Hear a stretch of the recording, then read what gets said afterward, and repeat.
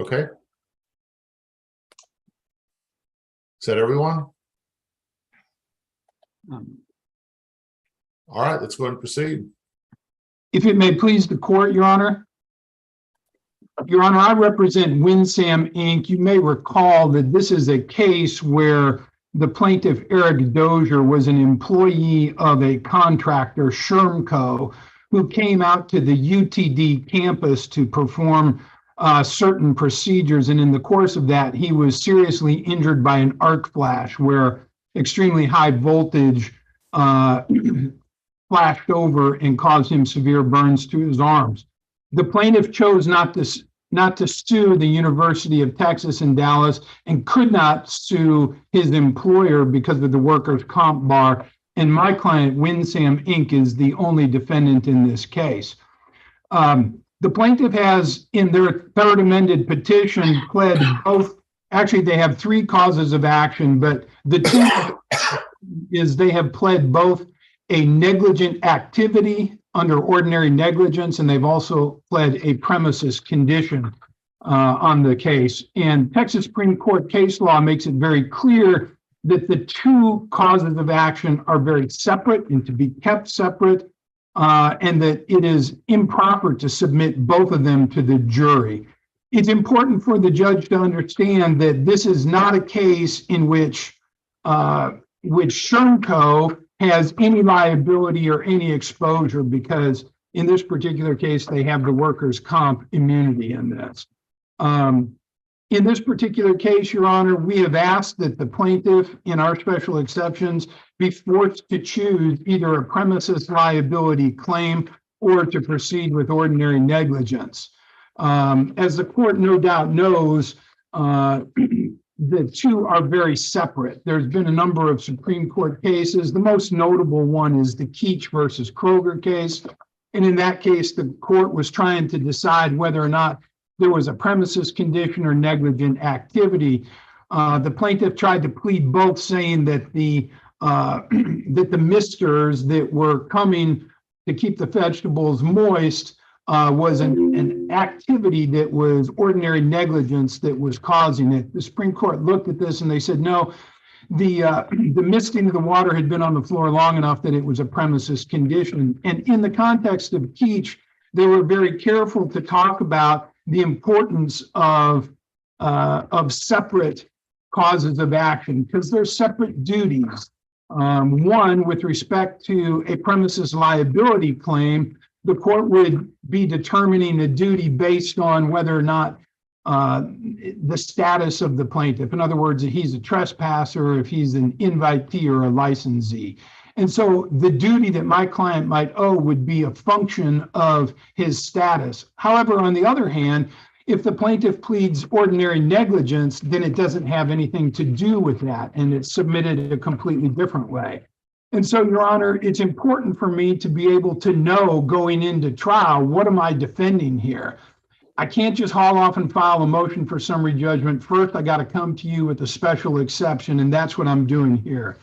There have been a number of cases that the plaintiff cites in their response to my special exceptions, but none of those cases tell them that they can maintain both a premises liability claim and with the exception of one of the cases that they cite, which is table, I think, E in their exhibits. It's the oil tanking of Houston versus Delgado. And in that case, it's important for the court to know that it was a Chapter 95 case. And so that's why it's not of any interest to this court in determining special exceptions.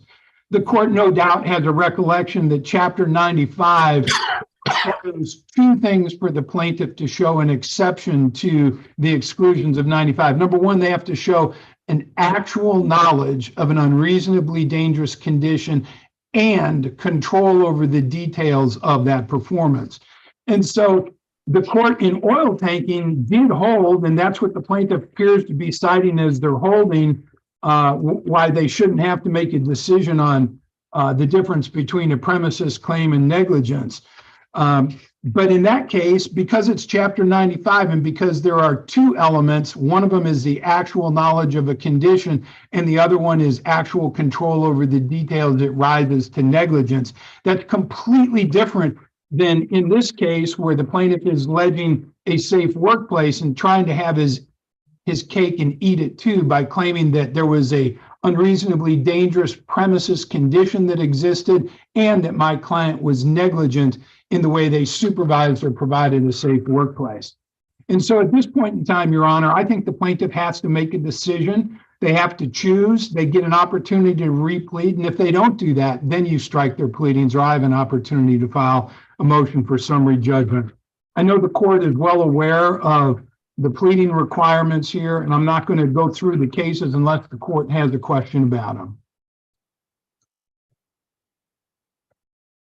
Judge, you're muted. Response? Yeah, Judge, first of all, Mr. Byrne is absolutely incorrect that he has to assert a special exceptions before filing a summary judgment. That is absolutely incorrect. He can file a summary judgment at any time, and we can respond accordingly. Your Honor, you also recall that last time we had this hearing, Mr. Byrne represented to this court that under the Texas Supreme Court holding and United Scaffoldings, that we are required to pick, and that the Supreme Court requires us to pick at this time whether we're proceeding on negligent activities or a premise liability claim. Mr. Byrne is absolutely incorrect on that too. I went back and read that case twice. That case nowhere says that a plaintiff has to pick between submitting negligent activities and premise liability to the jury. That's nowhere in that case. Mr. Byrne hasn't cited a case that says we have to pick, and the reason he hasn't cited a case we have to pick is because there is no case. Why don't you share screen the portion of the case you say that supports your holding in that, or your argument in that? Judge, I don't have the case electronically that I can share that. Mr. Petard's reference to the United Scaffolding case, however, in that case, they were talking about— Mr. Byrne, I'm not giving you a chance just to start arguing. It's still his turn. I just wanted you to share screen that case. So you can go ahead, Mr. Petard. Yeah, we did file a written response last week, and we have all these cases attached to our response and also highlighted for the court's convenience. But in addition to there not being any case law to support this idea that one has to pick, since we had the last hearing, the Dallas Court of Appeals issued its opinion in the Cobb case. And the Cobb case stands for the proposition that when you have sufficient evidence to raise a fact issue on both the negligent activities and a premises claim, those claims are to be submitted. Submitted to the jury? What happened in that case was there was evidence to go to the jury on both premises liability and negligent activities. The trial court made the decision not to submit the negligent activities question to the jury. The trial court made a mistake. What happened? The Court of Appeals reversed and said there was sufficient evidence to raise a fact issue on the negligent activities claim. Therefore, trial court, you have to retry this case. And so two of the risks we run by going down this line that Mr. Byrne is encouraging this court to take is that if we as the plaintiffs pick the wrong theory, let's say we got premises liability and negligent activities, and we picked the wrong theory to submit to the jury, and we go up on appeal, the Court of Appeals of the Supreme Court says you picked the wrong theory, you submitted the wrong theory to the jury, then it's a reverse and rendition, and I lose. That's the risk that I run. The risk that the trial court runs, as evidenced in this Cobb case and as evidenced in the Colbert case out of Eastland Court of Appeals in 2020 that we also submitted to the court, the risk the trial court runs is if the trial court picks the wrong theory and submits only one theory to the jury, and the Court of Appeals says, no, trial court, you submitted the wrong theory, then what happens is the trial court has to try this case all over again. And we want to try to avoid that for judicial efficiency purposes. So not only do we have courts of appeals where both theories should have been submitted, but we also have the Hyundai case out of the Texas Supreme Court where they recognize that alternative theories can certainly be submitted to the jury. We also have a case out of the Texas Supreme Court, the Boyce Iron Works case that we cited in our response, where they said that the party can try a case on alternative theories, get jury findings on alternative theories, and then they can pick to get the judgment on the theory that supports the best recovery. So all the Supreme Court cases, the Hyundai case, Bryce Ironworks case, support the idea we can submit alternative theories. But let me get to the facts now. So we have the law that allows us to submit alternative theories. In this case, we have evidence to submit both theories. We have evidence of premise liability, and we have evidence of negligent activities. I mean, aren't we premature that we're at special exception phase, right? Right, and we don't have to lay out all these facts like we would like if we were responding to a summary judgment. But I just wanted the court to know that we do have evidence related to a contract that WinSam had with UTD. They had responsibility for managing the electrical equipment, but WinSam, their president and their plant manager, they both testified that they didn't have control, and they were therefore not responsible. Well, depending on how the jury determines those fact issues, that could either be a premises claim if they determine there was control, or it could be a negligent activities claim if they determine there wasn't control. So that theory regarding premises liability is going to be turn on a fact issue that's determined by the jury.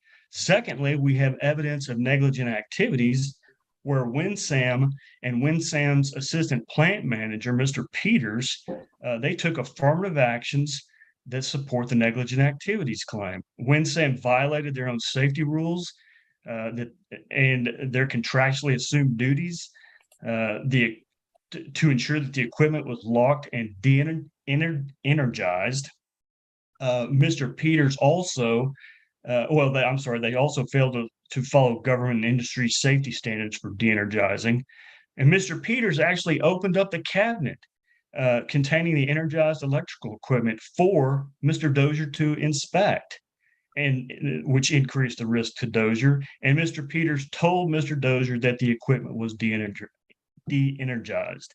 Those are actions. Those are affirmative actions. So we have evidence to support negligent activities claim. We have evidence to support a premises liability claim, and all the law that we have cited in our response supports the idea that not only can both those be submitted, but they should be submitted. I get it. I'm going to deny this special exceptions. There's a motion to compel. I don't have that on the docket. So is that agreed that both sides that we have a motion to compel? Your Honor, this is Randy Roberts, lead counsel for the plaintiffs. The motion to compel brought by WinSam is not against my client. It's against a third party, Shermco. Their counsel emailed Rhonda Pinson this morning saying that they'd been called to trial, I believe, in another district court in Dallas, and that they had a pretrial conference this afternoon and she could not attend this hearing. So I assume that's why the responding party's counsel is not here. Your Honor, I'm sorry, Randy, this is Craig Brinker. I was asked by Allison to appear on her behalf today to basically reinforce the same thing. I'm late because I got the the Zoom instructions mixed up for her court and this court. So I'm here on behalf of them. And we had asked, she got called by Judge Williams for a pretrial conference this afternoon for a case that's been called to trial tomorrow. They will be in trial for approximately 9 days. And we're asking, but it may be shorter than that. And we're asking the court to reset this for at least next week. So either she can appear or I can have time to get up to speed and be ready to present the arguments. And this case, I don't believe is set until next April. So there's not like there's an imminent rush to do things, particularly in light of the fact that, Allison has been called in another case to trial. And while I think there was some indication that we had agreed to this date, we also did not have information that this motion to compel was actually set, as I understand it. So we're asking the court to reset the motion to compel if possible. Judge, if I may, I got word earlier today that Allison was not, or that she had been called to court. This was my motion that I reset twice for Shermco's counsel. And the urgency that we have here, Judge, is that 2 discovery deadlines have passed since I first started asking for a deposition of a non-party Shermco, a corporate representative. I started asking for it in June. They stalled. We had a motion. We carried it.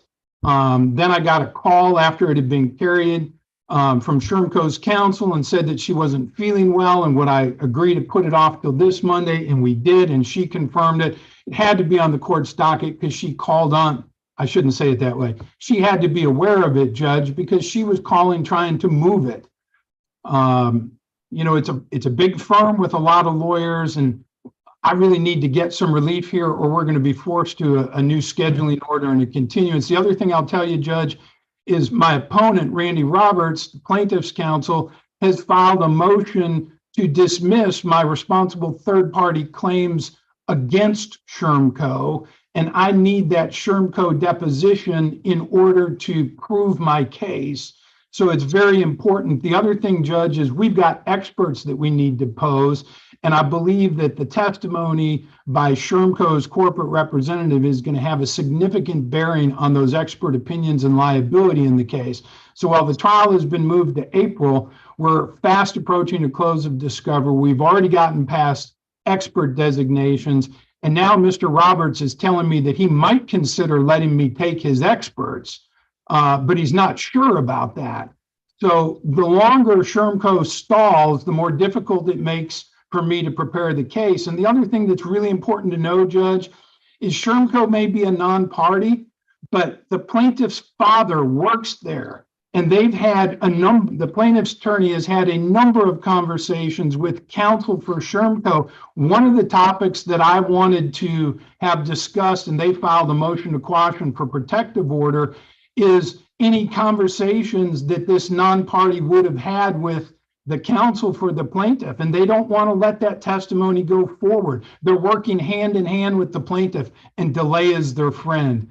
So look, if he tells me he's not prepared, I don't know what to say about that. This is the 3rd time it's been set. I really need to get So to what this motion to compel is just to make a determination whether or not a deposition can take place. Is that the motion to compel? Judge, yes. What it really is on list of topics. There's 3 topics they don't want to answer. And so I just filed it on a date, you know, I knew they wouldn't be able to do it on. So we'll agree to a date. That's not an issue, Your Honor. But attached to the motion to compel is 3 topics that they gave me a heads up and said, hey, we're not going to let somebody testify because we're claiming attorney-client privilege and a joint defense privilege with the plaintiff on these. And so that's really what I need the court's ruling on, is whether or not I can go forward and whether or not you'll force them to produce a witness to testify on those. Your Honor, this is Randy Roberts, lead counsel for the plaintiff. Since my name was invoked, I would respond by stating, first of all, we have agreed to put off the motion to strike the designation of Shermco as an RTP until defense counsel has a chance to conduct this deposition. Secondly, no one is objecting to them asking questions about my conversations with the Shermco personnel. The only aspect that Shermco seeks to quash are my communications with Shermco's counsel, which can be discussed when that motion is taken up. In terms of getting this done, we have another hearing set in this matter for next Monday on one of my motions to compel, and I'll be happy to split my time with the defense counsel to take the motion up at that time. And That makes sense. Next Monday, we'll reset it to next Monday. Mr. Brinker, you need to get up to speed by then. yes, Your Honor. And, do you know what time that is, Mr. Roberts? 3 o'clock, Your Honor. 3 o'clock, same link. So just call my coordinator, Rhonda, tell her that you spoke to me about this on the hearing, and that I told you could set the other motion to compel for next Thursday. Monday. Is it Monday or No, Thursday? no, sorry, next Monday. You're right. Next Monday. And Your Honor, could I ask one additional question? Sure. We do have a privilege log, which identifies all the documents we have produced as a non-party, which is very extensive in terms of the information that we provided about the nature of our investigation, our reports, our interviews with people at OSHA report, all that. And our privilege log does identify certain things that we have withheld on the basis of privilege. Would it be a good idea for me to get that to the court so the court has that in its possession? Is that ripe at this point, Mr. Byrne? No, I don't believe it is, Your Honor. I have my motion or my deposition doesn't cause them to produce any documents. It only has a list of 15 topics for somebody to testify on. But it does sound like Mr. Brinker is a little bit familiar with this proceeding. That I've exhausted my knowledge of this matter at this point. Well, I'm a little familiar, and Mr. Burns' motion to compel seeks those documents. That's why the privilege log was prepared. Does it, Mr. Byrne? I don't know. Judge, I believe that my motion to compel is simply for the deposition to go forward. But if I'm mistaken, then obviously they can submit a privilege log and then get it before the court. But I apologize, Your Honor. I thought it was just for those topics. So let me just kind of talk about one logistics issue then. I've learned kind of through the pandemic on how I do things that one type of hearing that I do prefer to do in person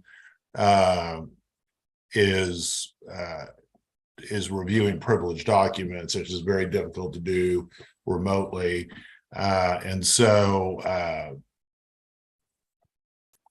And I don't do in-person hearings on Monday. So if you want me to review these documents, it need to be on Friday.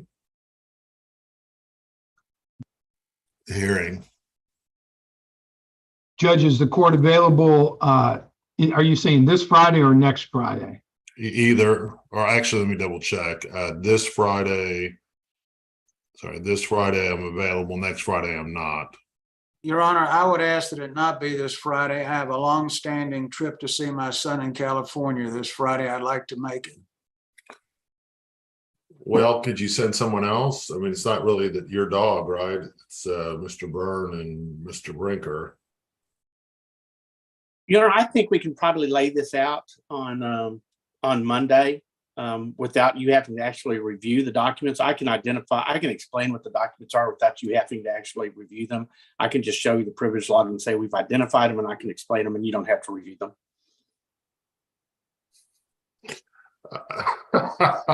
That's optimistic. I've never done a privilege log determination without actually looking at the documents. I just want to identify what we have withheld, and then I can make the same argument. I just thought it might be helpful for you to see what we've withheld and what we've advised him that we withheld, and I can explain why. Respectfully, Judge, if we're going to put this off again and it's going to come to an in-camera inspection, then we're going to have another hearing that's in person. I'm available Friday. It sounds like Mr. Brinker's available Friday. Would the court consider entertaining this so that they could look at the documents at that time? Mr. Roberts, I really don't know that you need to be here for this, do you? Well, if it affects the plaintiff, I'd like to be there. I don't know if I have someone that can cover the hearing, but. Well, Mr. Pittard, is he there? Or you have like 4 attorneys here, don't you? Frank, are you available? Yes, sir. I am available, Randy. I can be over there. No problem at all. Plaintiff can be there. All right, let me do this. I'm just going to call my coordinator to kind of explain to her what's going on.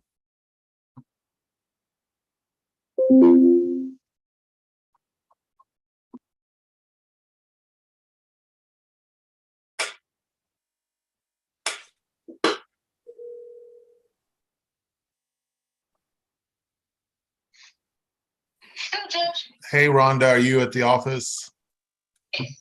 So I have you on Zoom on this Dozier case. I don't think you're on Zoom at the moment. It's DC 217043. Okay. And we need to do an in-camera inspection at 9 a.m. So if you could just add that to the docket, an in-camera inspection, and just make sure we have that on the docket. And Mr. Brinker, make sure you bring a copy of all these documents with you, and I'll go over them while we're there. Okay, yes, Ron. So 9 a.m. Friday, is that what we're doing? You want me to put this on the docket right now or For for another day? For Friday at 9 o'clock. Friday, 9 o'clock, got it, okay. All right. Thanks, Rhonda. You're welcome. Bye-bye. Bye-bye. Anything else, guys? I don't see an order denying the special exceptions. Did you guys file one? We will. Okay, when you file that, Mr. Pittard, make sure that you share that with Mr. Byrne, that it says at the beginning that this was heard on September 19, 2022, that you e-file it and email it to Rhonda, and I need it by this Friday. We'll get it to you. Thank you, guys. Anything else? Judge, this is Joe Byrne. Do I need to send a notice of hearing to the parties or will this suffice? Send a notice of hearing to the parties. Okay, I'm on it. Thanks, Judge. Thanks, guys. Talk to you Thank later. you. Thank you, Your Honor. Thank you. Hi, Judge. Okay, we have Pennell Industries versus Firefly Earthworks. Is that right? Yes, Your Honor. Maddie Hayes here on behalf of Inslee Benitez Law, currently the attorneys for Pennell Industries. All right, who's your opposing counsel on this? David McFarland is the lead counsel on this, but I'm not sure if anyone else from Thompson Co. is here. Is anyone here from Thompson Co? Did y'all put them on notice? Yes, Your Honor, and I know that they are unopposed to this motion. Okay, let's go on the record on DC 201708 Pennell Industries versus Firefly Earthworks LLC. Counsel, make your appearances. Maddie Hayes on behalf of Inslee Benitez Law, who is currently counsel for Pennell Industries. All right, I understand you're here on a motion to withdraw. Go ahead and proceed. Yes, Your Honor. There has become irreconcilable. I knew I was going to do that. Irreconcilable differences that have developed between Inslee Benitez and our client, which is necessitating our withdrawal. Our motion is in compliance with Rule 10. Our clients have been notified of their opportunity to object and have yet to do so. Our clients have neither confirmed nor denied, whether they are opposed to this motion or not. The only deadline that is set at this time is the trial date, which is set for May 23rd, 2023. It appears that there is not a scheduling order, at least none that I can actually see in this case yet. Inslee Benitez just requests that the court grant our motion. And there's no one here in opposition. I don't see an order. Let me just check this.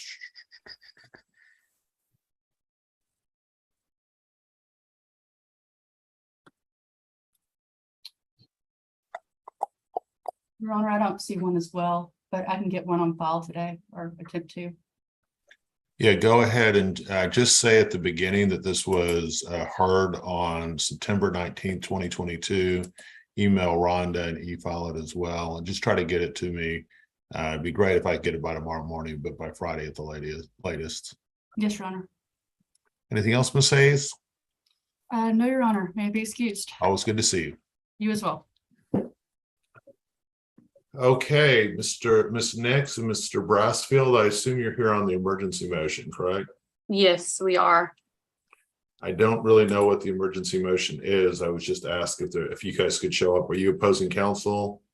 No, we're Greg and I are both counsel for Texans Can Academies in the matter that Greg was in front of you on Thursday afternoon, where we sought a temporary restraining order that you granted with some revisions on Friday morning. Right. And we've been attempting diligently to serve the defendant, Ms. Carpenter. The motion Well, detailed, can you give me the cost number on this? yes, I can. Judge, it's cause number DC 22-12208.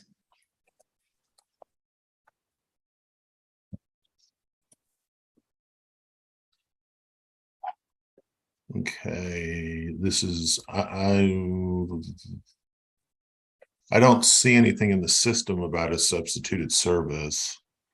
We filed it today Okay, about, let's see, I also, 2:46.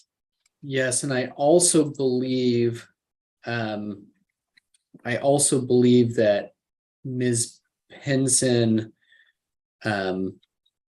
forwarded the motion to the court, at least Ms. Pinson, I thought she said she did via email at about 2:51. So if that didn't get over, that, we thought the court had received a courtesy copy. And maybe I'm mistaken about that, but I thought that happened. let me see. She did email me a couple things. Let me see what they are.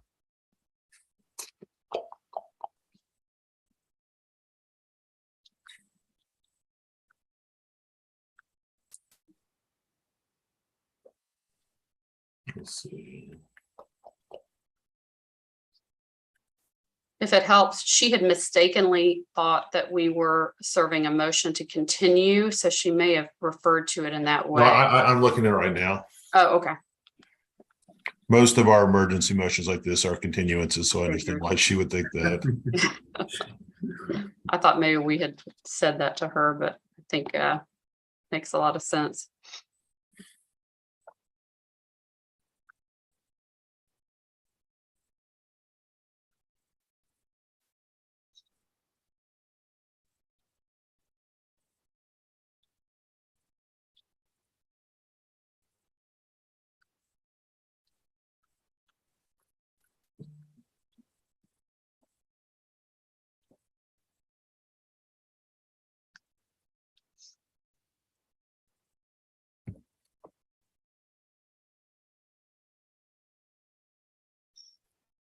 All right, do you have a proposed order?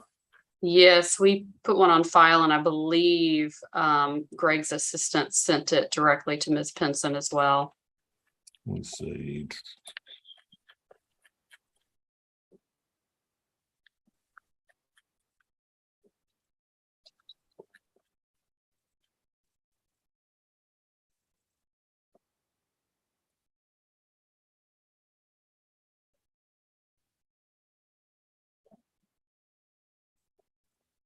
I see the motion. Let me see. Your Honor, maybe I will re-forward it because it does not have what. I found it. Okay. It doesn't have what? I was going to say, I don't think it has the court's preferred language about this came to be heard, on September 19th. That's that we- fine. Okay.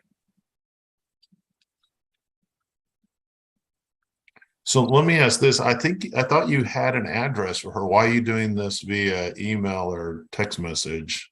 Well, so the address we have was her last address to the employer. We have no reason to believe it's not her address, except that a gentleman who answered the door said that she no longer lives there. We believe that to be her husband.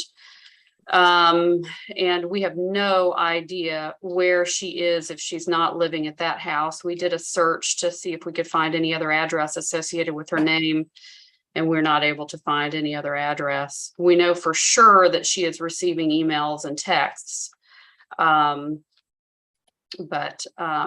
But we don't know if she's receiving anything if we put it at that address.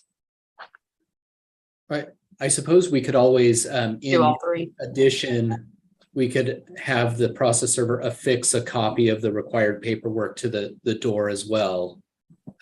If that would give the court a little more comfort. Yeah, I would feel a little more comfortable with that. So go ahead and prepare a new order that includes that as an additional form of service.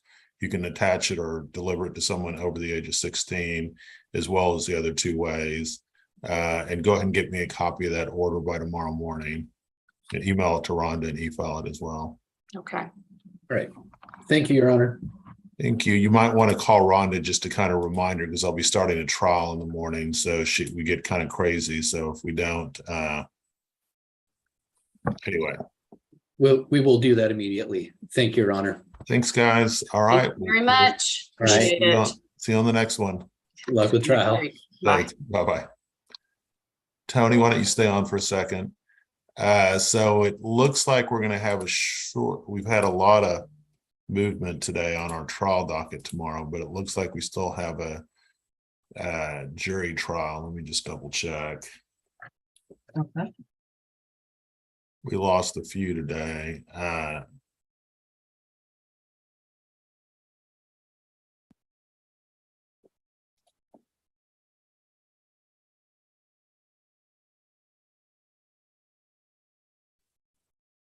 Yeah, we have a couple of car wrecks still left, so just FYI. So it looks like we will be going hopefully on something short.